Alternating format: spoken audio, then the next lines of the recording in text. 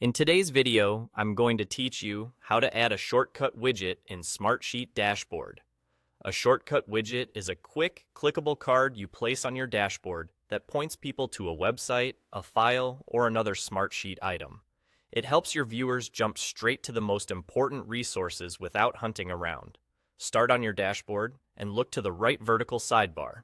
There, click the plus sign to add a new widget. From the list that appears, choose Shortcut. This tells Smartsheet you want to place a link-style widget on your dashboard. As soon as you select it, look to the right-hand panel. You'll see an Add Shortcut button. Go ahead and click it to define what this shortcut will point to. You now have three choices: website, attachment, or Smartsheet item. Pick the option that matches the destination you want. If you choose website, paste the full link to the page you want people to visit.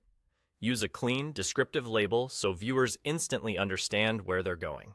If you choose attachment, select the file you want the shortcut to open.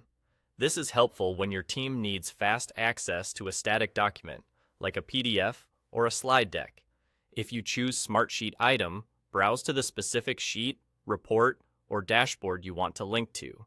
This keeps important Smartsheet assets just one click away for your audience. After selecting the destination, fill in the necessary details. For a website, that means the URL and a clear display name.